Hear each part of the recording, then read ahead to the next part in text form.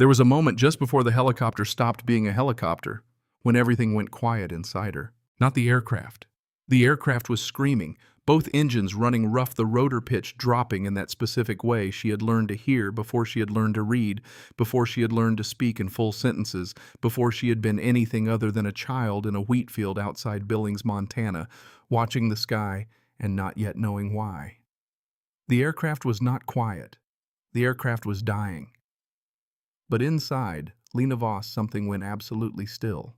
If you've ever wondered what it looks like when the most dangerous person in any room decides it's time to stop pretending she isn't, stay with me. Because this story starts in the dark over the Helmand Desert at 3,200 feet inside a machine that was about to ask a question nobody else on board could answer. And it ends with a pair of old gloves on a table in a room full of people who had spent the last 6 hours getting every single thing about her wrong. Subscribe now if you're already here. Drop your city in the comments. I want to know how far this one travels. Now, let's go back to the night before. The room they gave her at FOB Leatherneck was small in the way that forward operating base rooms are always small. Not apologetically, not as a temporary measure, but as a simple fact of what the place was and what it expected of the people inside it. A cot. A lamp that buzzed faintly at a frequency that suggested it had never quite accepted its own existence. A field desk, with a surface scarred by the rings of 100 cups of coffee, drunk by 100 people passing through on their way to somewhere worse. Lena sat at that desk at 23:10 hours and read the mission file for the 4th time. Not because she didn't understand it. She understood it precisely. She had understood it on the first read, which was how she understood most things completely and immediately, and without the need for repetition that suggested uncertainty. She read it again because reading was something to do with her hands, and her hands in rooms like this one tended toward restlessness if not given something specific to hold. The mission itself was straightforward in the way that extractions are always described as straightforward until they aren't. 14 hours prior, a small intelligence network in Helmand Province's Sangin district had confirmed the compromise of a safe house. 2 local assets were already gone. A third her had been moved twice in 4 days and was running out of moves.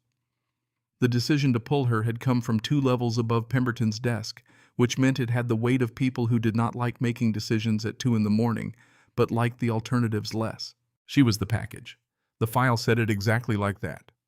Asset classification, priority package. Extraction team Dagger, SEAL team 7. Transport Mi-8 hip call sign Archer 1. Primary crew 2 pilots. First name on the crew manifest, Captain Felix Ardmore. She stopped there, read the name again. Felix Ardmore, 41 years old, 12 years Rotary Wing, combat tours in Iraq, Afghanistan twice prior, one in Syria. That wasn't officially a tour. Record clean as a surgical instrument. Temperament described in 3 evaluation cycles with the same word steady. She had flown with Felix Ardmore exactly once. Not in the same aircraft. She had been in an A-10. He had been in a Pavehawk extracting a downed pilot 2 kilometers from her position on a hillside in Kunar province, and she had watched his approach from the air, the way pilots watch other pilots when they think no one is observing them, with the particular focused attention of someone who is measuring something against a private standard. Ardmore's approach that day had been, there was no other word, beautiful, economical, every input exactly what it needed to be and nothing more. He had come in low, collected his man, and lifted away with an efficiency that looked like indifference, and was in fact the opposite. She had never spoken to him.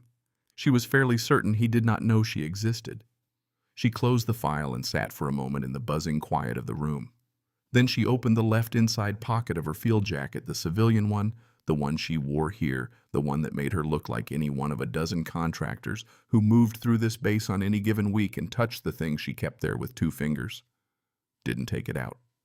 Just confirmed it was where it had always been. The gloves were old, dark brown, worn to softness at the palm and at the tips of the thumb and first finger of each hand, the spots where her grip had lived for 8 years. One of the wrist closures had been resewn twice the thread, now a slightly different color visible if you knew to look. They smelled of aviation fuel and leather, and something she couldn't name, something that had no name because it belonged to a category of things that are experienced in the body and not in language. She touched them for exactly 3 seconds, then she zipped the pocket closed. She lay down on the cot without taking off her boots. She did not sleep. She listened to the bass sounds, generators, distant voices, the occasional percussion of something mechanical in the motor pool, and she counted her own heartbeats until the counting became its own kind of silence. And somewhere in that silence, she rested, which was not the same as sleep, but was what was available. At 03:15, the knock came. The Mi-8 sat on the pad with its rotors turning at low idle, and in the pre-mission dark it looked like exactly what it was, a large, unglamorous machine that moved people from places where they were in danger to places where they were in less danger, and did so without speed or elegance or any quality that made people write stories about it afterward. It was a workhorse. It was not beautiful. Lena climbed in. There were 7 men already seated in the cargo bay. They had the specific gravity of people who do this regularly enough that waiting has become a skill rather than a burden. No one looked up when she boarded. No one made space in a way that suggested she was expected to occupy it comfortably. She found a position against the port cargo wall, sat down, and clipped a strap across her lap from muscle memory, though nothing required her to. It simply seemed like the correct thing to do. The man closest to her was young, mid-20s, broad across the shoulders, with a face that hadn't quite settled into the particular closed stillness of the older operators. He was going through his kit with the systematic focus of someone performing a familiar ritual, and at the precise moment that Lena clipped her strap, he looked up. Their eyes met for exactly 1 second. He nodded once, short, genuine, and returned to his kit. She filed that. The team leader moved through the cabin with the contained urgency of a man whose stillness is itself a form of information. Large, angular in the jaw, eyes that moved constantly and settled nowhere for more than a quarter of a second. He stopped at each man, exchanged something brief, a look, a nod, a word too low to hear over the rotors, and then moved to the next. When he reached the end of the seated row and turned back toward the cockpit, his eyes swept across Lena in the same motion they used to sweep the rest of the cabin. Not a person, not yet. A check mark in a column. Package present. Package secured. Package not his concern until delivery. Archer 1 Dagger 6. His voice was even. Package is aboard. We are ready. She heard her own category in that sentence and said nothing. Ardmore's voice came back over the intercom, brief and settled. Copy Dagger 6, departure in 90 seconds. Weather at altitude is clear. We have a straightforward run tonight. Straightforward. She looked at her hands in her lap, closed them slowly into fists, opened them again. The rotors changed pitch and they were up. Helmand at night from the air is a particular kind of dark.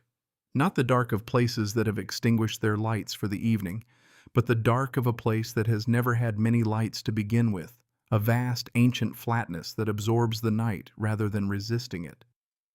And below the aircraft, the desert floor was visible only in the way absence is visible, as a texture of nothing pressed against the lesser nothing above it.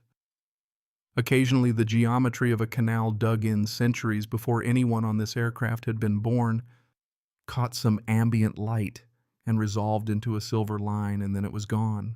Lena watched it through the small porthole beside her position and catalogued what she saw out of a habit too old and too deep to constitute a decision. Terrain flat, elevation minimal, sightlines long in daylight, non-existent now. The lethality of this ground was different from mountains, not the ambush lethality of angles and concealment, but the pursuit, lethality of open ground where the thing you couldn't hide from had no reason to hide either. The team around her was quiet in the way trained men are quiet during transit, not relaxed exactly, but conserving. The young operator who had nodded at her, she placed him at the starboard side of the cabin, checking his rifle's 0 against something internal. His lips moving slightly, counting in a pattern she recognized as a calming technique, though he probably wouldn't have called it that. The team leader sat opposite her near the cockpit bulkhead, and he was not conserving. He was working low consultations with the man to his left, a glance at a tablet, another murmured exchange. His hands were always in motion, not nervously, with purpose. He was the kind of man who processed the world through activity. She was the kind of person who processed it through listening. And she was listening now. The change in the rotor pitch was small. Objectively, measurably small, a fraction of a degree, in the collective response, a barely perceptible shift in the frequency of the blade wash against the fuselage. There was no warning light. There was no alarm. There was no system in the aircraft trained to detect precisely this variation in precisely this context, because the context was subtle and the variation was within the technical margins of normal operation. But Lena Voss had spent 8 years learning to feel the difference between an aircraft that was working and an aircraft that was working at cost.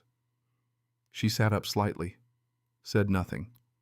Her right hand moved to the armrest strap and she gripped it not out of fear, but the way a physician reaches for a pulse when the patient's color changes.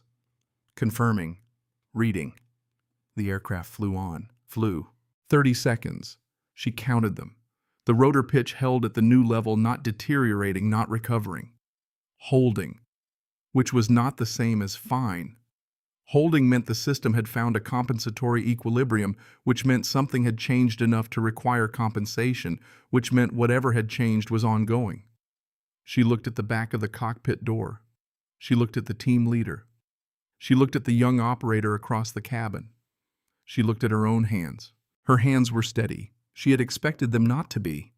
She had been telling herself for 6 years, in various forms and through various means, that there were things she had left behind, things that had belonged to a version of herself she had deliberated, walked away from, and her hands had, in her most private accounting of herself, been among them. Hands that knew how to do this. She had expected that if this moment ever came, and she had always understood on the level below, thought that this moment might come, she expected her hands to shake. They did not shake. She unzipped the inside pocket of her jacket with 2 fingers. She didn't take anything out. She only touched the worn leather of the gloves with her fingertips just for a moment, the way you touch the wall of a room in the dark to confirm where you are. Then she zipped the pocket closed and went back to counting. The first explosion came from the ground. Later, much later, in a room with a recording device and men who wrote things down, she would describe it precisely: an RPG fired from a position approximately 300 meters below and slightly left of their flight path, poorly aimed, the shooter having led the aircraft insufficiently for its actual speed. The round passed ahead of them. The flash was visible through the port windows. The shock wave arrived a half-second after, in the specific way pressure waves arrive when you are inside the object they are trying to damage, not as sound first, but as sensation. A compression in the chest cavity, a vibration in the back teeth. The team was in motion before the sound resolved. 7 men whose bodies had been training for exactly this for years went from rest to readiness in a span of time that had no comfortable civilian analogy. Weapons up. Sectors established without discussion. The team leader was at the cockpit bulkhead with his hand on the door before the echo of the explosion had finished traveling across the flat desert below. The young operator was at the starboard fuselage gap rifle muzzle tracking for a second contact point, his earlier lip counting completely gone, replaced by something older and faster and very much awake. The aircraft banked. Lena's shoulder hit the cargo wall. She stabilized. She kept her eyes on the instrument panel visible through the partially open cockpit door, and she was listening not to the chaos of 7 armed men reacting with professional efficiency to ground fire, but to the aircraft. To the sound the aircraft made as Ardmore pushed them into the evasive bank. The sound of what the engines did when asked to produce more power at speed. The sound of the rotor working harder, the way the vibration in the fuselage shifted, and then there. The rotor pitch dropped another 1/4 degree. She had been right. She had been right about the margin and about the timing and about the specific manner in which this aircraft was going to fail, and being right about this gave her no comfort at all. More fire from the ground. Tracers now visible even through the limited windows, orange-red lines stitching upward toward them with the patient mathematics of ballistic trajectories, most missing one close enough that she heard it pass through something external and ring the airframe like a struck bell. Archer 1, we have ground contact. The team leader's voice, still even, absolutely even. 2 firing positions bearing 220, we need altitude. Ardmore's response came back immediately. Climbing. Dagger 6, be advised we have a hydraulic caution light. It just came on, I'm looking at it. Caution, not warning, not yet. Lena heard the word caution and did the math in real time that Ardmore was also doing in real time in the cockpit. The math of how long a caution light stays. A caution light before it becomes something else, the math of hydraulic pressure and rate of loss, and the specific number of minutes between where you are and where you cannot control the aircraft anymore. She came up with 7 minutes. She thought I might be wrong. I'm working from feel and sound and one partially visible gauge from 15 feet away. I might be wrong. She thought I have not been wrong about an aircraft in 8 years. Another round through the fuselage. High starboard side, she heard the twin sounds of entry and exit within a tenth of a second of each other, which meant the round had passed through without striking anything critical, which meant this time they were fortunate. The young operator across from her didn't flinch. He fired back. The aircraft climbed. Helmand fell away below. And then came the sound she had been waiting for and hoping not to hear the sound from the cockpit that was not a voice. It was a soft, involuntary sound, brief, immediately controlled, and it was the sound that Ardmore's body made when it stopped being able to conceal what was happening inside it. She knew that sound. She had made that sound once in a different cockpit over different terrain, and she knew exactly what it meant. She did not wait for confirmation. She was already on her feet. Later, she would struggle to account for what she saw in the cockpit doorway in the fractional second before she processed it cognitively. Ardmore was in the left seat. He was not flying. His hands were on the controls in the technical sense. They were in contact with the cyclic and the collective, but the information flowing from those hands back into the aircraft had changed. She could see it in the attitude of the Mi-8 almost before she could see it in him. The aircraft had developed a very slight, very slow, very dangerous list to port that had not existed 30 seconds ago. Torrance was in the right seat. Lieutenant Gale Torrance, 29 years old, 600 hours rotary wing, who had taken the impact of something. She saw it in the way his head rested against the side window at an angle no healthy person chose and was not available. Ardmore turned his head toward her. Just his head. The rest of him was still attempting the motions of flight. She saw his face. She stepped forward. "Ma'am," the team leader's voice immediately behind her, one hand closing on her arm. "You need to go back and—" "Captain Ardmore has a tension pneumothorax." She said it quietly, clearly, without drama, because there was no time for drama, and she had never found it useful. "His lung is collapsing. He has approximately 90 seconds of meaningful consciousness remaining. Your medic needs to be in this cockpit in the next 30 seconds, and someone needs to be flying this aircraft. I'm going to fly this aircraft." A pause. She felt the hand on her arm shift slightly, not releasing, but uncertain. "Ma'am, you are designated." "I know what I'm designated." Still quiet, still clear. "Captain Ardmore, how long since the caution light?" Ardmore's voice came back thin but accurate, which she noted and respected. 4 minutes. "Hydraulic pressure." A look at the gauge. A number. She processed it. "We have 6 minutes of meaningful hydraulic assistance remaining. After that, I'll be flying on mechanical override, which is possible and which I've done before. What I cannot do is nothing. The aircraft cannot do nothing." She paused once for exactly long enough. "Let go of my arm." The hand released. The team leader stepped back. She walked into the cockpit. Ardmore's face when she took the seat beside him, the right seat because he was still technically occupying the left, and she needed 60 seconds more information before she could address that. Reality was the face of a man who understood exactly what was happening to his body and had decided that the correct response was to keep flying until he could not. She recognized that decision. She respected it. She also understood that the decision had a time limit that was now 30 seconds shorter than when he'd made it. "I've got it," she said. Her hands were on the controls, not taking over reading, feeling what the aircraft was telling her through the cyclic and the collective and the pedals, the language of a machine that spoke entirely in physics, entirely in feedback, entirely in the specific grammar of consequence. The Mi-8 was not an A-10. The systems were different. The handling was different. The weight distribution and rotor response were different in every particular she could name. But the language was the same. A dying machine spoke the same words in every configuration. What those words meant in terms of response was what the training held, and the training she was discovering in real time had not gone anywhere. "Declan," the team leader's voice from the doorway. "Get up here." The medic appeared beside her. She felt him assess the situation in the way good medics assess quickly without fuss, working from what was rather than what was preferred. She heard him speaking low to Ardmore. She did not look. She was looking at the hydraulic gauge, the rotor RPM, the altitude indicator that was showing a drift she needed to correct the terrain radar that was painting a flat and unforgiving picture of the ground below.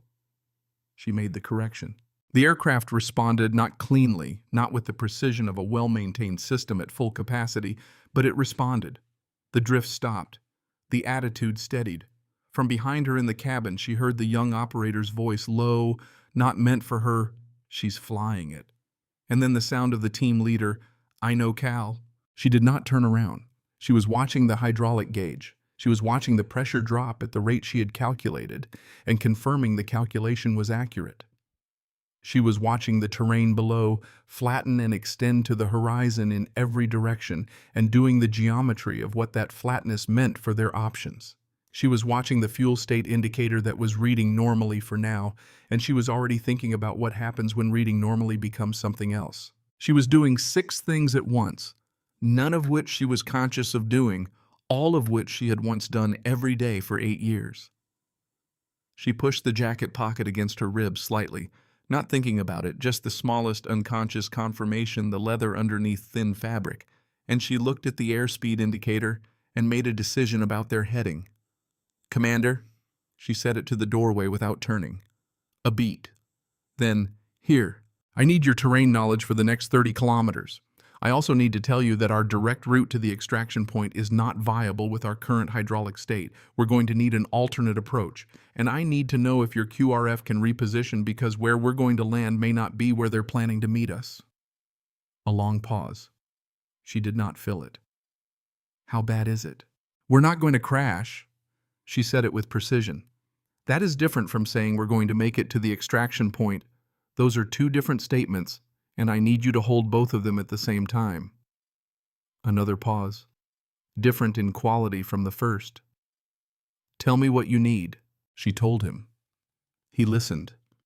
Outside, the Helmand Desert stretched away in every direction, enormous and indifferent, and the Mi-8 flew on through the dark with its hydraulic pressure dropping in exactly the increment she had predicted, and its rotor singing the specific note of a machine that was in trouble but had not yet given up, which was...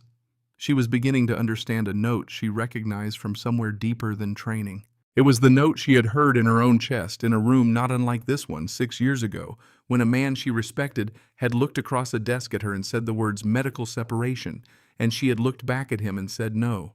She had said no in that room. She had kept saying it until they found a different box to put her in. And now she was here in a cockpit she had never expected to be in.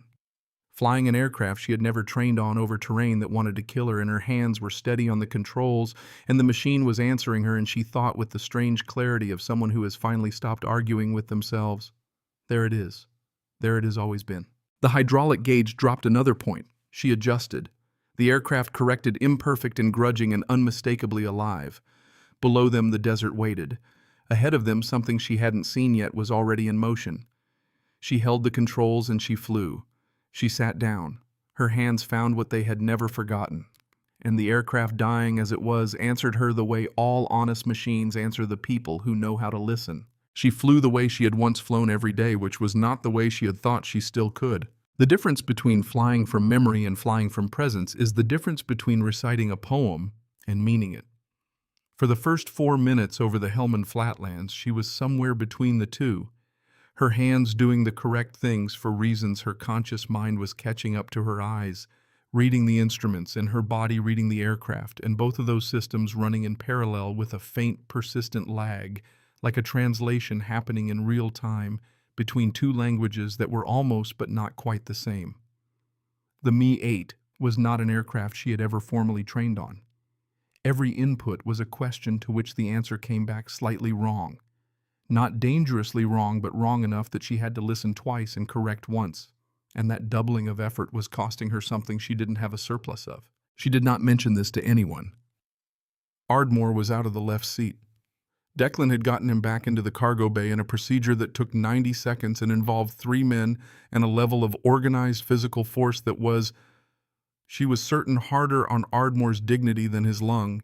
She had not watched. She had been watching the terrain radar. She had been doing the hydraulic math. She had been flying. Torrance was in the right seat now. He had come back to consciousness slowly and incompletely, the way concussed people come back, not all at once, but in increments, like a radio finding a station through interference, brief moments of clarity separated by stretches of something less. He had looked at the instrument panel and his hands had moved toward the console before he had said a single word, which was the thing that told her everything she needed to know about him. "Don't touch anything yet," she had said, not unkindly. "Just watch. Tell me if anything crosses into red." He had nodded carefully, then looked at her hands on the controls. Something in his expression had shifted. Not surprise exactly, but a recalibration. He was reading her the way pilots read other pilots, and whatever he was reading was making him recalibrate. She did not ask what he'd concluded. Behind her, through the open cockpit door, the cabin had gone to work. Maddox on the port side, rifle through the window gap. Soren at the starboard, Harwick watching the tail. Cal, she had started thinking of him by the shortened name without deciding to, simply because it fit the way certain names fit economically. Cal was positioned at the forward starboard gap, with his optic tracking the middle distance, and she could hear his breathing controlled and rhythmic, a man who had found the specific frequency of calm that sustained rather than dulled. Rhett was in the doorway. Not quite in the cockpit, not quite in the cabin. Occupying the threshold with the specific physical authority of a man who understood that his job right now was to be available without being in the way, and who was managing that with more precision than she had expected. "Bearing to the alternate LZ," she said. "Cal has it. 255 9 kilometers. Rhett paused. "He's been tracking it since you mentioned the riverbed." She filed that. The young operator had been 3 steps ahead of his own assignment.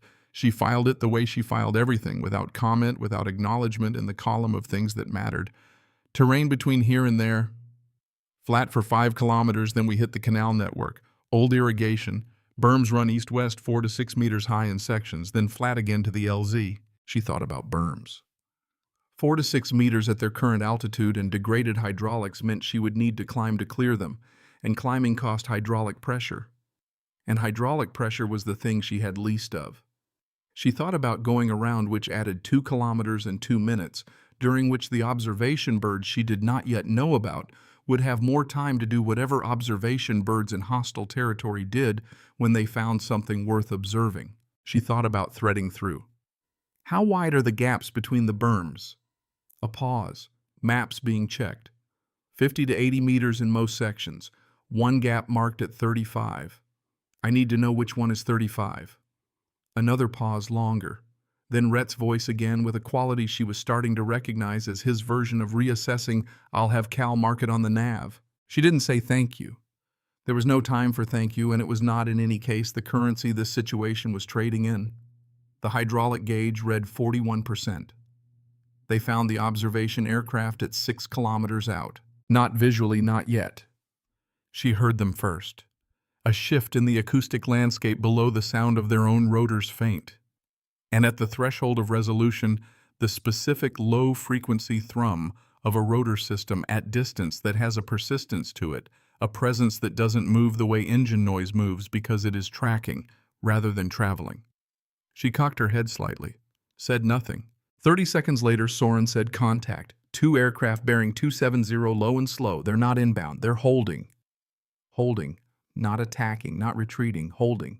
She understood what that meant before anyone else in the aircraft said it, in the same way she had understood the hydraulic caution light before it became a sound and the rotor pitch before it became a gauge reading.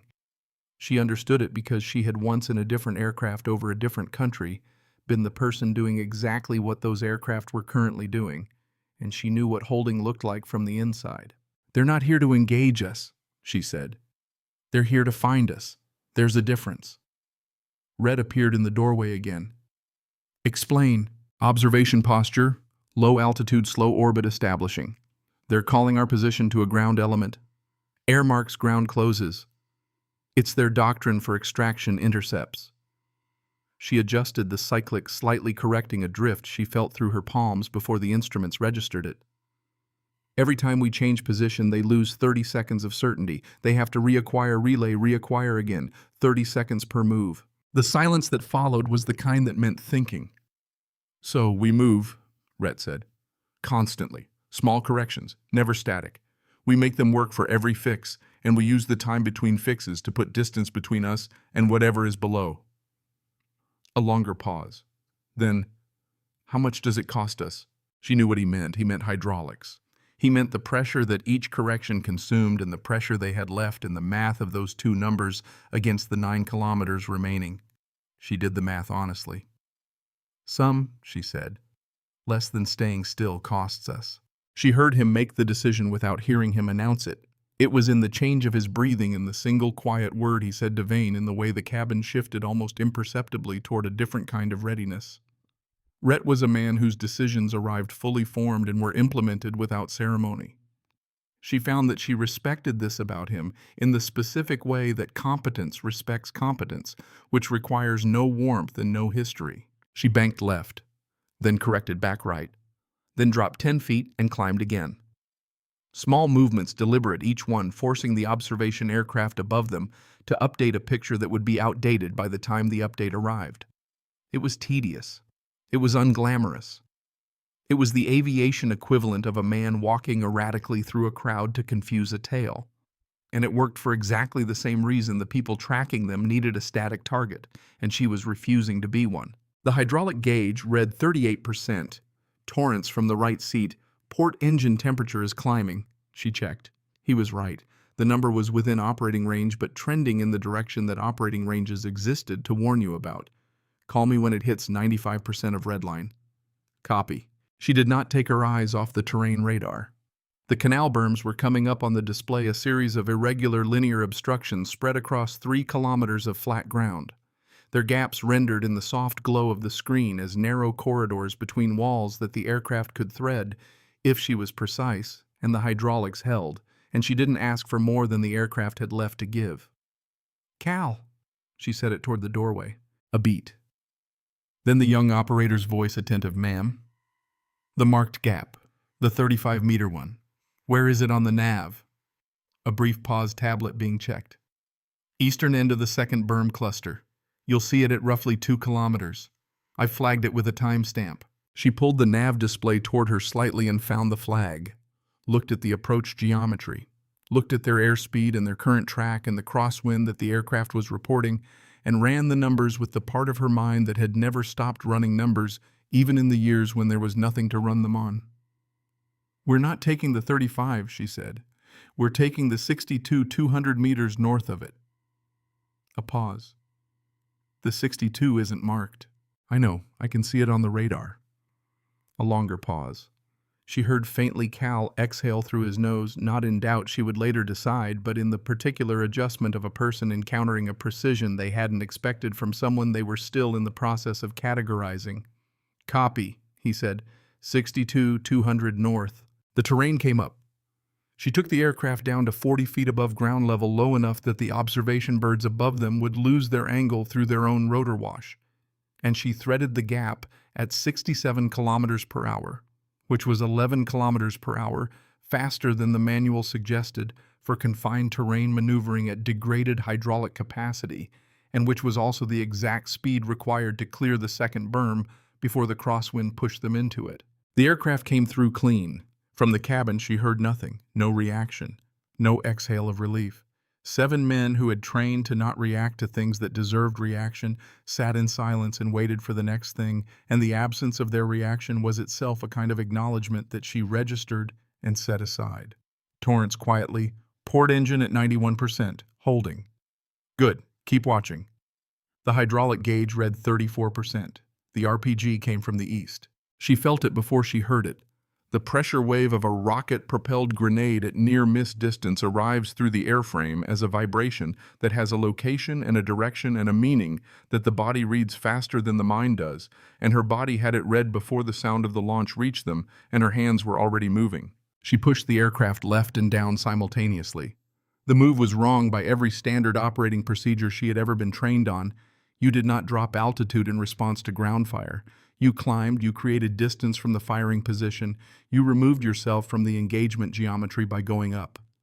She went down, because down was the direction the shooter wasn't accounting for, because the RPG's trajectory had been calculated for an aircraft at their previous altitude, and because the ground here was flat, and she could use the flatness the way you use any terrain feature as cover. The rocket passed above them. She felt the heat bloom through the airframe.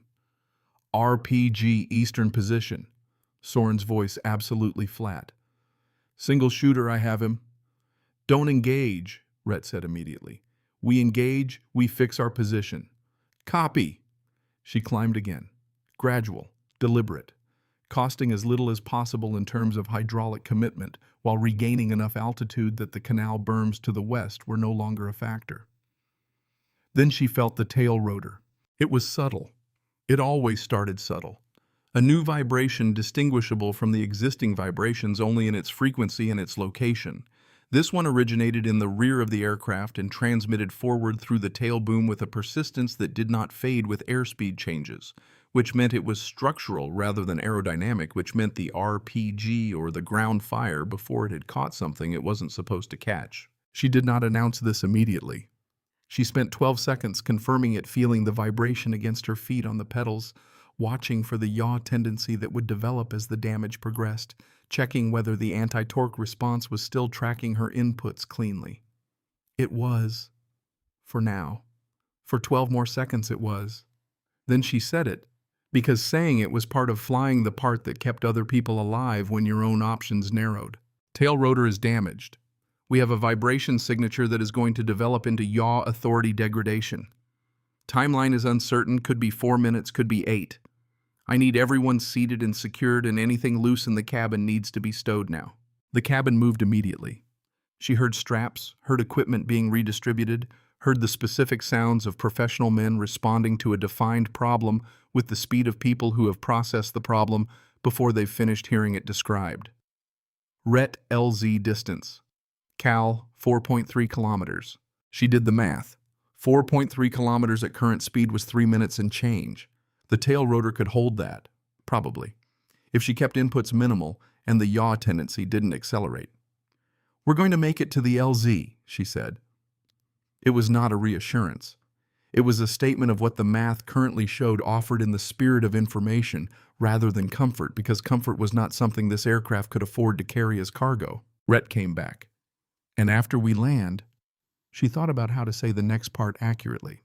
After we land, we are going to have approximately 11 minutes before your QRF arrives based on the repositioning timeline you gave them. The ground element those observation birds have been marking us for has been closing since we entered Helmand airspace.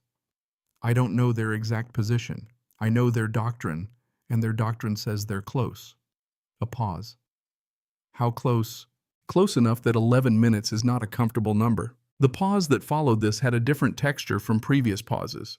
She could feel Rhett thinking in the doorway, not calculating exactly but integrating, taking the totality of what she'd given him and finding the shape of it, the thing that lived inside all the numbers and all the timelines and all the physics. The thing that was simply this: they were going to land, and they were going to be on the ground, and they were going to have to hold whatever they landed on until the Blackhawks arrived. And the difference between managing that and not managing it was going to come down to 11 minutes and whatever was available to fill them. I need options, Rhett said. When we're down. She was already thinking about fuel. I'll have something, she said. Land first. The dry riverbed appeared on the terrain radar at 2 kilometers, and it was exactly what Cal's mission notes had promised. A pale slash through darker ground wide enough, flat enough, hard-packed enough to land on without the skids punching through into something soft and catastrophic. She exhaled once through her nose and said nothing, and began her approach. Torrance from the right seat watching the port engine gauge, 94% stable. Good, 96. She adjusted power slightly on the port side. Torrance tracked it without being asked, and confirmed without drama. They were working together now in the way that cockpit crews work together, when they have crossed some threshold of mutual competency, not seamlessly, not the way it would work after months of flying together, but genuinely, which was more than she had expected and more than she had asked for, and enough. The tail rotor vibration was getting worse. She felt it in the pedals clearly now, a shivering insistence that required constant small corrections, a continuous negotiation with the anti-torque system about how much yaw it was going to introduce into each second and how much she was going to take back.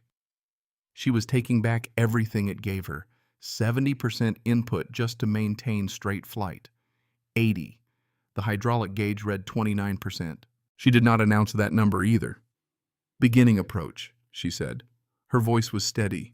She held that as a technical achievement separate from everything else that was happening, because a steady voice in a cockpit is not an emotional performance. It is information transmitted in the only frequency that cuts through everything else. The frequency that says the person flying has not crossed the line. Not yet. Not while you can still hear this. 40 meters. She reduced airspeed. 30 meters. She lowered the collective. Then the starboard engine coughed. She heard it and felt it simultaneously, a single gut-level wrongness that the instruments confirmed a half-second later in the form of an RPM drop that her feet had already registered through the rudder pedals. The rotor slowed. Not catastrophically. Not yet. But the mathematics of their approach changed completely in the span of one breath, because an aircraft that was approaching a landing with degraded hydraulics and a damaged tail rotor and one engine coughing was not an aircraft anymore. In the most important sense, it was a ballistic object in the process of deciding whether to become a controlled one. She made the decision before she finished thinking it. She entered auto-rotation. The collective came down fully. The rotor, freed from engine torque, now spinning on the energy of their descent, rather than the energy of combustion, responded immediately, the RPM climbing back toward the range where it could do what rotors are meant to do when an aircraft is falling and a pilot knows what to ask of it. The aircraft dropped. Fast. Faster than anyone in the cabin who had not been in this specific situation before was prepared for, and she heard behind her the involuntary sounds of 7 trained men encountering an involuntary descent, and responding with everything their bodies had, straps tightening, handholds, found something short and profane from a voice she didn't recognize. "Rhett, brace, brace, brace." 20 meters. The riverbed was coming up, and she could see it now through the cracked windscreen, pale, hard, flat, in exactly the way she needed it to be flat.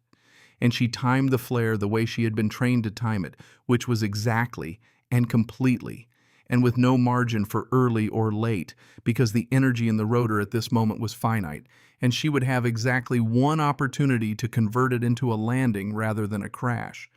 And the difference between those two outcomes was a timing decision measured in tenths of a second. 15 meters. She pulled collective, hard, precisely. The rotor flared. The aircraft shuddered. The descent slowed, not to nothing, not to anything that would feel gentle from the inside, but it slowed.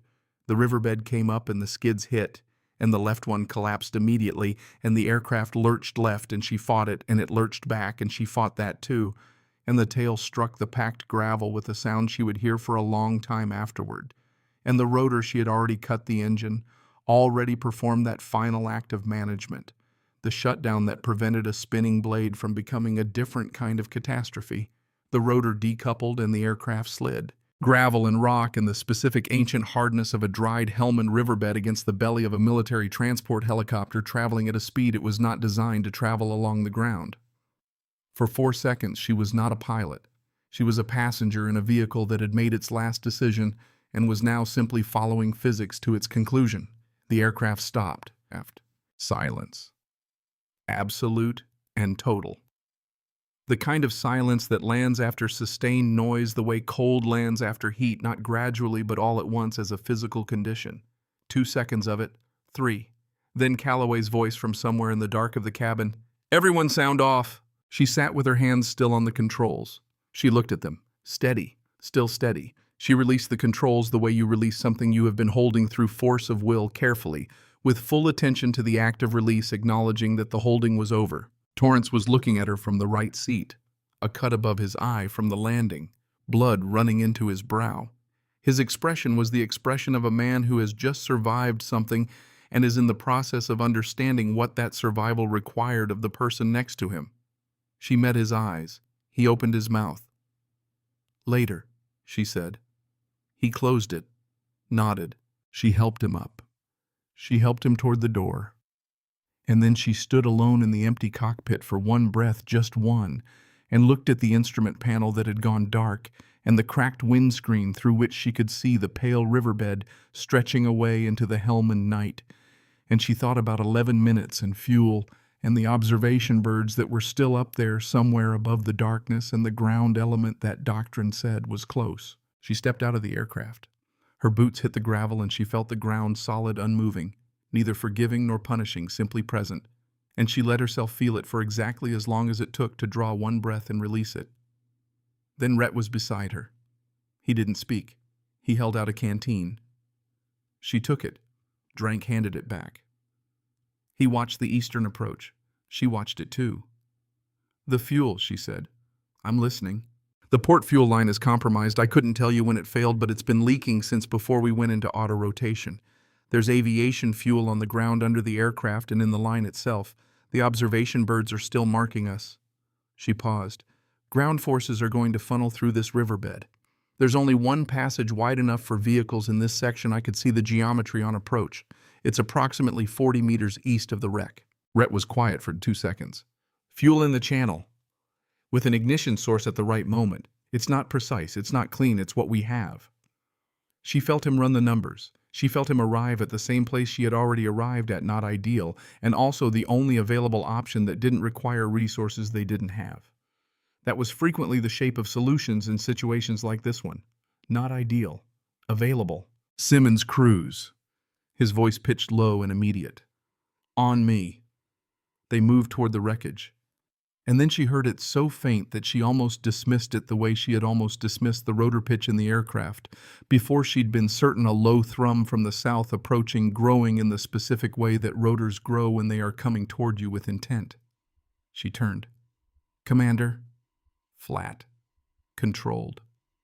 Rhett looked at her. She was already looking south. The first Black Hawk came in low and fast out of the darkness. And the sound of it was, she would not say beautiful, because beautiful was not a word she used for machinery, but there was something in the approach that was clean, in the way that Ardmore's approach had been clean years ago over Kunar, and the cleanness of it told her something before she could name what it told her. Behind it, a second. The QRF had arrived with 2 minutes to spare, but as the first aircraft flared for landing and the crew chief appeared in the door, already waving them in, she heard something else beneath the rotor sound. Something from the east, from the direction she had been watching. The direction the doctrine said to watch. And she turned, and in the specific way that the Helmand flatlands carry sound along the ground rather than through the air, she heard engines. Vehicle engines. Multiple. Close. Rhett. Still flat. Still controlled. Because it was the only register available to her that was also the most useful register. "We're going to need to move in the next 45 seconds. The QRF and the ground element are going to arrive at approximately the same time, and we need to be on that aircraft before anyone calculates the math on that intersection." He was already moving, already calling, already doing what commanders do when the information arrives and there is no time left for anything except the decision and the action that follows it, which is the only shape that leadership takes when everything else has been stripped away. "Go. Go. Go." His voice low and absolute. "Richie." "Cal." She heard him correct himself. "Cal, get Torrance up. Declan, you've got Ardmore. Everyone move." She ran. She ran toward the Black Hawk with the gravel shifting under her boots and the sound of the eastern vehicles getting louder and the rotor wash of the QRF pressing down on her from above. And she did not look back, and she did not count the men behind her, because counting was Rhett's job, and she had enough jobs, and all of them required that she keep moving until the aircraft door was in front of her and then through it. The crew chief caught her arm and pulled her in. She caught the handhold inside the door and turned back, because the turn was instinctive, the last check, the thing you do before you close a door on a situation, and she saw the riverbed below her, saw the fuel beginning to burn in the eastern channel, saw the vehicles stop in their own light, saw Rhett running the last 20 meters with his rifle up and covering the eastern approach until the last possible second, and then not covering it, just running and throwing himself through the opposite door as the Black Hawk was already lifting. The riverbed fell away. The burning fuel channel was a bright line across the pale ground, and the vehicles were stopped at its edge, and the observation birds above them were still circling, and all of it grew small together as the Black Hawk climbed and banked south, and the Helmand Desert resumed its posture of vast and absolute indifference to everything that had just happened on its floor. She held the handhold and breathed. Across the cabin, Rhett caught her eye. He did not speak. She did not speak. The Black Hawk carried them up into the dark, and below them the wreck of the Mi-8 lay in the riverbed like a thing that had given everything it had, which was, she understood exactly what it had done. And in the pocket of her jacket against her ribs, the old gloves were warm from her body heat, and she kept her hand pressed against them for the entire flight south. Not because she needed to confirm they were there, but because she needed for the first time in 6 years to stop pretending she didn't know why she still carried them. FOB Garrison at 0114 hours was the kind of place that never fully slept. Not because it couldn't, but because the work that happened inside it was the kind of work that sleeps in shifts rather than cycles. One eye always open, one hand always close to something that mattered. The Black Hawk touched down, and the ground crew was already moving. Lena stepped off last. Her boots hit tarmac instead of gravel, and the difference was physical, solid, and level, and without the slight give of packed riverbed, the kind of surface that had been deliberately made rather than simply found. And she stood on it for a moment while the organized machinery of a forward operating base absorbed the people she had just flown out of the Helmand Desert. Ardmore was on a stretcher before the rotors stopped. Torrance was walking under his own effort, which was more than he'd been doing 40 minutes ago. Declan at his elbow, both of them moving at the specific speed of a man who wants to demonstrate capability and a medic who is allowing the demonstration while remaining close enough to intervene. Cal had Torrance's other side, though he was barely touching the man present without intrusive, which she was coming to understand was characteristic of him. Rhett materialized beside her without announcement. He looked at the medical team receiving. Ardmore looked at the lights of the base, looked briefly at her. "Medical," he said. "Now." "After." He looked at her the way he had looked at the instrument panel readings she had given him over the desert, directly assessing, arriving at a conclusion. "After what?" "After whatever Pemberton needs." The name landed between them, and Rhett's jaw tightened slightly, barely visible only because she had spent the last 2 hours learning to read him at low resolution. He didn't say anything else. He walked with her toward the operations building, and she understood without it being stated that he intended to keep walking with her until someone with appropriate authority told him to stop, and possibly not even then. Pemberton met them at the door. The first room was small. Pemberton, a field analyst, she didn't know a recording device water she poured for herself before sitting down. Standard institutional architecture designed to extract without revealing. She had sat in versions of this room before in other buildings in other countries, and she had always understood the room for what it was rather than what it pretended to be. Pemberton opened with his file. He opened with what she was designated and what she had done, and the distance between those two things, and she answered him in the way she answered all questions in rooms like this one, accurately, without embellishment, without apology, with the specific economy of a person who has learned that every additional word is an additional surface area for misinterpretation. She had taken the controls. She had made the decision she had made. The aircraft had landed. 8 people had walked away from it, and 1 had been extracted with injuries that the medical team would address. She stated these things as facts in the sequence they had occurred. Pemberton said, "Your file lists your aviation background as classified above this clearance level." "Yes." "Which means I can't verify what you've told me." "No, you can't." "Which means this conversation has to proceed on the basis of what Commander Rhett's team has already reported." He paused. Rhett filed his incident report from the aircraft. "We received it at 0:52. She said nothing. "He describes the pilot incapacitation and your assumption of the controls as," he looked at his page, "the only operationally sound decision available executed with skill and judgment that prevented loss of the entire team." Still nothing. Pemberton set the page down. He looked at her the way administrators look at things that resist categorization, not with hostility exactly, but with the particular frustration of a man whose system has been presented with data that doesn't fit the fields available. "This is going to generate significant paperwork, Carter." She thought of Lena. She let the name go. It was an old habit, the naming herself differently in different rooms, and she was beginning to understand that this room might be the last one that required it. "I expect it will," she said. "Your cover is already gone." Not loud, not emotional. "Whatever cover existed in that network is finished. What happened tonight in terms of operational security is considerably larger than paperwork." She paused. "The paperwork is the least of what you should be thinking about." Pemberton looked at her for a long moment. His expression was the expression of a man who was recalibrating and did not enjoy the process, but who was, she thought, honest enough to complete it. "Medical," he said finally. "Then we'll continue." She stood. She picked up the water glass. At the door, she stopped because something made her stop, some specific weight of the moment that required acknowledgement, not for Pemberton's benefit, but for her own. Ardmore, she said. He flew for 12 years. He was good. Pemberton was quiet. What I did tonight, she found the right word, required that he had already done everything correctly. He had. She looked at the door rather than at Pemberton. That should be in the paperwork too. She walked out. The medical bay smelled of antiseptic and recycled air, and the particular staleness of a room that was used continuously and cleaned efficiently but never quite aired out, and the corpsman who examined her moved with the professional speed of someone who had made peace with the gap between what patients needed and what they agreed to accept. 2 cracked ribs, she had suspected. The landing impact had confirmed it against the harness in a way that she'd noted and filed under things to address later, and later was now. Minimum intervention, she said. I need to be functional for the next 4 hours.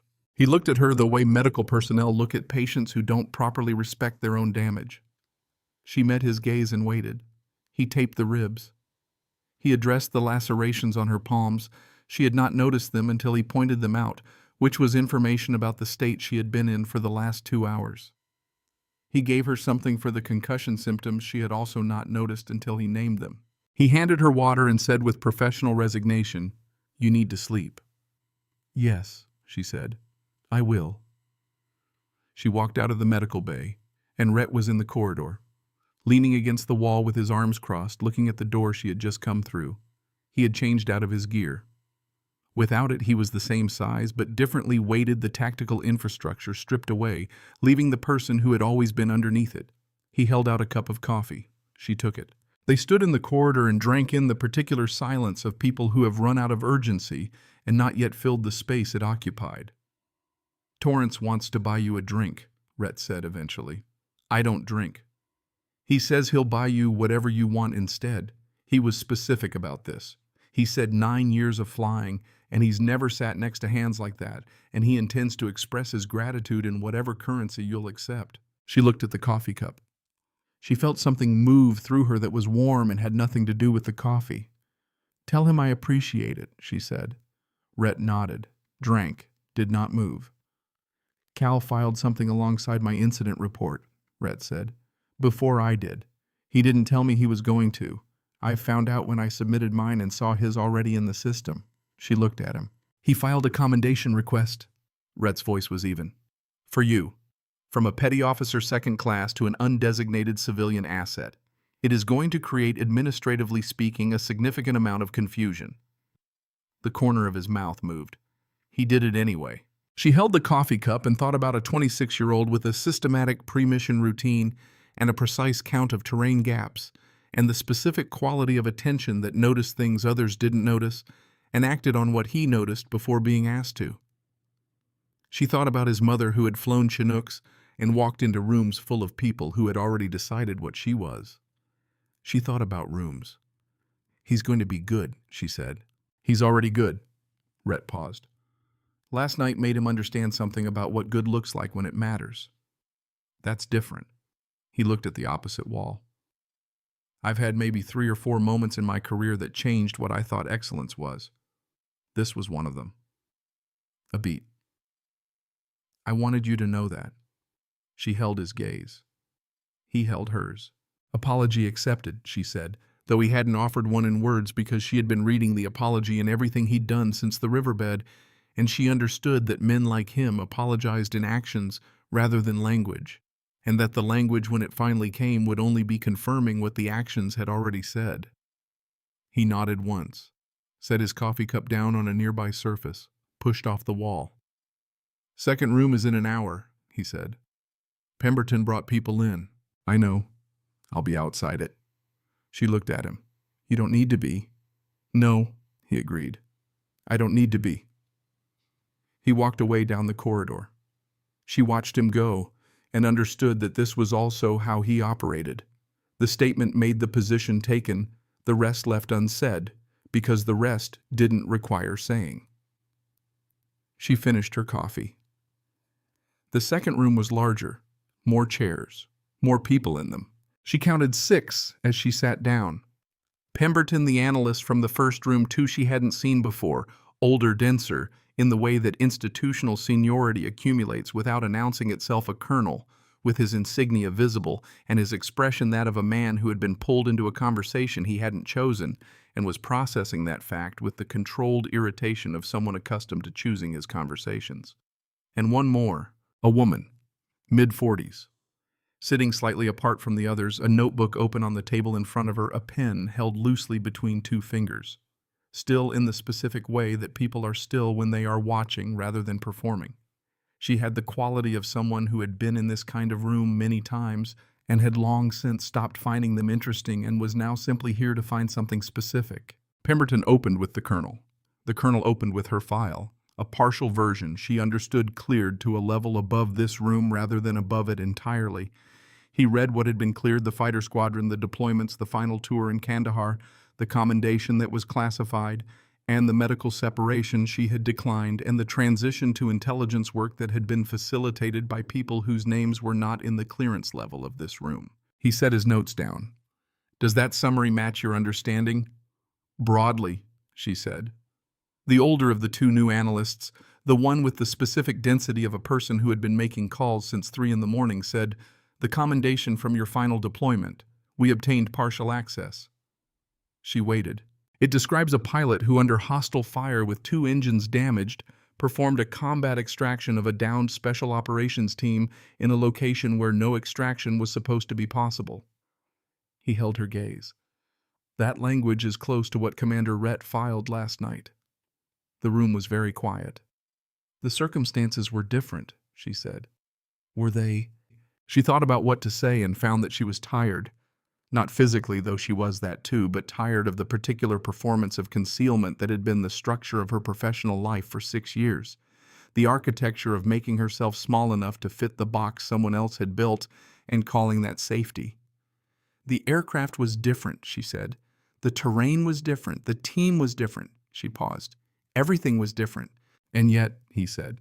2 words, containing everything he wasn't saying. Then the woman who had been sitting apart set her pen down. She looked at Lena directly. "My name is Fitch," she said. Her voice had the quality of someone who had chosen her words before entering the room and was now simply delivering them. "I work in a different part of the building than Director Pemberton.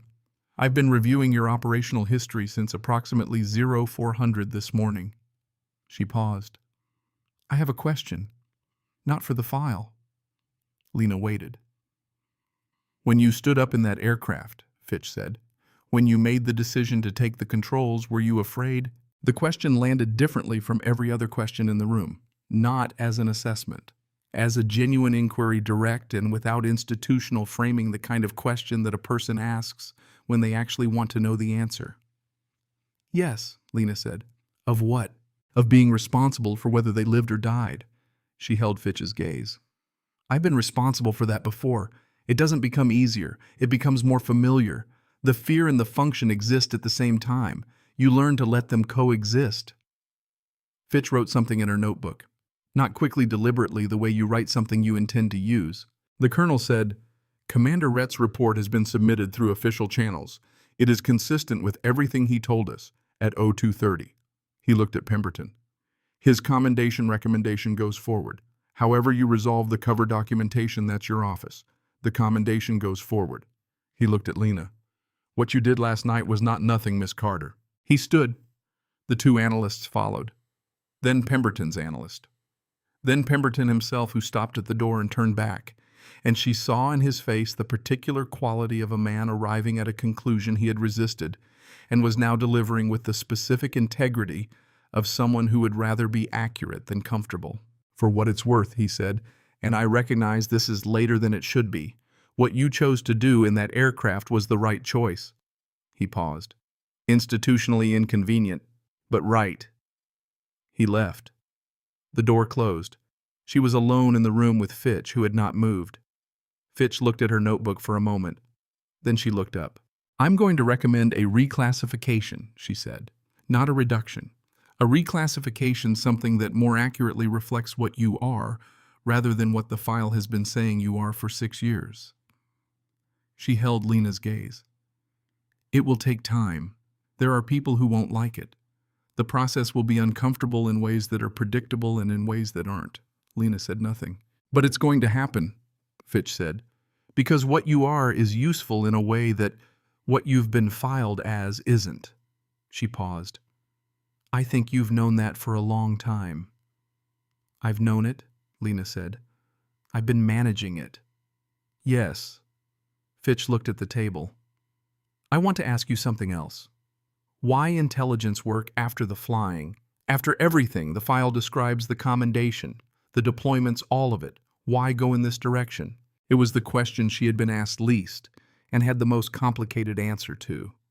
She had given versions of it in other rooms to other people, and none of the versions had been complete because the complete version required saying something she had been circling for 6 years without landing on. She landed on it now. When I flew, she said slowly, the consequences were immediate. A decision in the cockpit arrived as a consequence in seconds. There was almost no space between the choice and the outcome. She paused. After Kandahar, I needed the space. I thought the space was what I needed. I thought if I could create enough distance between the decision and the consequence, I could manage what the last deployment had left in me. Fitch waited. Last night I didn't have the space, Lena said. There was no distance. The decision and the consequence were the same thing, simultaneous, and She stopped. Found the honest word. I functioned. Better than I have in years. More completely. She looked at the table. Which means the space was never what I needed. I needed to stop making the decisions. And the space was how I arranged that. The room held the statement. Fitch let it sit without filling it. Then she closed her notebook. The network you were running, Fitch said, is still viable, partially with reactivation protocols. She stood. When you're ready to have the conversation about what comes next, not today, not this week, I'll be available for it. She moved toward the door. Fitch, Lena said. The woman stopped. Callaway Briggs, Lena said. He's the youngest on Rhett's team, 26. His mother flew Army Aviation Chinooks. He made a connection last night between what she did and what he saw me do. Someone should follow up with him, not as assessment. She paused. As a person. Fitch looked at her for a moment. The quality of the look was the look of someone revising a category slightly. I'll make a note, she said, and left. The room was quiet. The recording device had been shut off. The water pitcher was half empty. Through the single high window, she could see that the base had shifted into the gray-blue of early morning, the hour when darkness doesn't so much end as begin to lose its confidence. The world resolving from shapes into objects, from objects into specifics, from the general language of night into the particular grammar of a place. She sat for longer than was strictly necessary. She thought about Ardmore, about a man who had flown 12 years and 4 combat tours and had come into a cockpit over the Helmand Desert and done everything correctly right up until the moment he couldn't, and who had held on even then, even past the point of holding on, making sense, because that was the specific form his commitment took. She thought about what it meant to occupy the seat of someone who had done everything right and still ended up needing someone else to finish it. And she thought about whether the finishing negated the doing, and she decided cleanly and without sentimentality that it didn't. The doing and the finishing were both necessary. They were different parts of the same work. She thought about Torrance concussed in the right seat running on muscle memory and the specific stubbornness of a man who loved the aircraft he was sitting in even when the aircraft was dying. And she thought about what it had meant to have someone beside her who spoke the same language even imperfectly, even at the edge of function. She had spent 6 years working alone and been good at it and told herself she preferred it. She was revising that. She reached into the inside pocket of her jacket. The gloves came out slowly. She held them in both hands in her lap and looked at them the way you look at something you have been carrying for a long time, not with nostalgia exactly, because nostalgia implies a distance from the thing that she had never actually managed to create. She had carried these for 6 years in the pocket of whatever jacket she was wearing in whatever country she was stationed in, and every day she had been aware of them without acknowledging the awareness. And every day she had touched them briefly and zipped the pocket closed. And she had told herself that the carrying was a private thing, a personal thing, a thing that meant nothing, except that she didn't quite know how to let it go. She understood now that she had been wrong about what she was carrying them toward. She had thought she was carrying them away from something. She had been carrying them toward this moment, which was the moment the carrying could stop. She set the gloves on the table. Flat side by side, the worn palms facing upward, the mended wrist closure visible, the small asymmetries of 8 years of use legible in the material, the way use is always legible in things that have been held by hands that knew what they were doing. She did not put them away. She left them there. A knock. She looked up. Cal stood in the doorway. He was in clean clothes, the tactical infrastructure of the previous night stripped away, and he looked his age in a way that he hadn't looked it over the Desert 26, and slightly uncertain, and carrying something he was trying to find the words for. "Ma'am," he said. "Calloway." He stepped into the room, looked at the gloves on the table, did not ask about them, which she noted. "I wanted to—" He stopped, started differently. "The thing I filed this morning, you might get questions about it. I'll handle the questions." "I know you will." He looked at the table. "I filed it because what I saw last night in the aircraft and in the riverbed and in the way you operated." He stopped again. His jaw worked. He was searching for a precision that the situation resisted. "My mom used to say that the hardest thing about flying wasn't the flying. It was the rooms. Walking into rooms that had already decided." She was still. "She got tired of it," he said. "She told me once that she stopped fighting it. She said it was easier just to let them keep their idea of her." A pause. "I think about that a lot. Whether easier was worth it for her." He looked up. "Last night you didn't let them keep their idea of you. And I—" He exhaled slowly. "I wanted to file something that said I saw that, that's all." The morning light through the high window had strengthened while he was speaking. The gray-blue becoming something warmer, the outlines of things becoming more definite. She could smell the base coming awake generators and vehicle exhaust and something that might have been coffee from somewhere down the corridor. The accumulated ordinary smells of a place where people did difficult work and then ate breakfast and then did it again. "Your mother," she said. "Does she still fly?" "No." He looked at the gloves on the table. "She stopped. She said she just got tired." He paused. "I think about whether it would have been different if—" He didn't finish the sentence. He didn't need to. The unfinished sentence was clearer than the finished one would have been. She looked at the gloves. She looked at him. "It's different," she said, "when the machine needs you. Not when you need the machine, not when you want to prove something. Not when there are people in the room deciding what you are." She paused. "When the machine needs you and you answer it, there's no room in that. There's no space for what anyone else has decided. There's only the aircraft and what you know." He was very still. "Your mother knew that," she said. "Whatever she let them take, she kept that. The knowing it doesn't go away." She held his gaze. "Make sure she knows you know that." He looked at her for a long moment.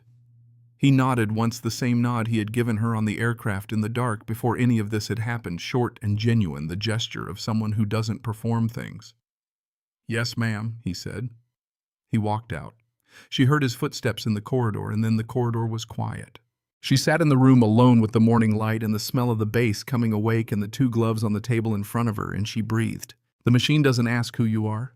It doesn't care what room you walked into or what someone wrote in the column next to your name or how many years you spent carrying something in a pocket you pretended wasn't there. The machine only asks whether you know how to fly, whether you're willing to sit down when it needs you, whether the thing you've been carrying is the thing you think it is or the thing it actually is, which is not a weight, but a proof, not a burden, but a record, not something to be hidden, but something to be set down. When the time is right on a table in a quiet room in the light of a morning you weren't certain you'd reach. She had reached it. She stood up. She straightened her jacket. She looked at the gloves one last time, at the worn leather and the mended wrist and the specific shape of hands that had held what they needed to hold for as long as it needed holding. She left them on the table. She walked out of the room and into the corridor, and the corridor was full of the sounds of the base at morning, distant voices and machinery, and somewhere the percussion of a helicopter coming in from the west, its rotors audible before it was visible, the specific thrum of a machine that was working fully and without compromise, the way machines work when everything inside them is doing what it was built to do. She stood in the corridor and listened to it, and she did not look like someone who had just survived something. She looked like someone who had just remembered something. There is a thing that happens sometimes when a person has spent years carrying a version of themselves that was smaller than the actual version built to fit through doors that required diminishing engineered to occupy spaces designed for something lesser. The thing that happens is not dramatic. It does not arrive with music or light or the applause of people who finally understand. It arrives in a corridor on a forward operating base at dawn with cracked ribs and bandaged hands and the smell of aviation fuel still in your hair. And it is simply this, the recognition that the smaller version was always a choice, not a fact, and that choices unlike facts can be unmade. She had unmade it over the Helmand Desert at 3,000 feet in a dying aircraft that had needed someone to answer it. She had answered. If you've ever set something down that you'd been carrying too long, if you've ever stood in a moment and understood that the thing you thought was protecting you was actually just taking up the space where something better should have been, then you know what she felt in that corridor. You know it in your own way, in your own corridor at whatever your own equivalent of dawn is. That's the moment. That's always been the moment. Not the thing you do in front of everyone, not the proof you offer to the room full of people who have already decided, but the quiet choice afterward to stop pretending that what you know is less than what you know.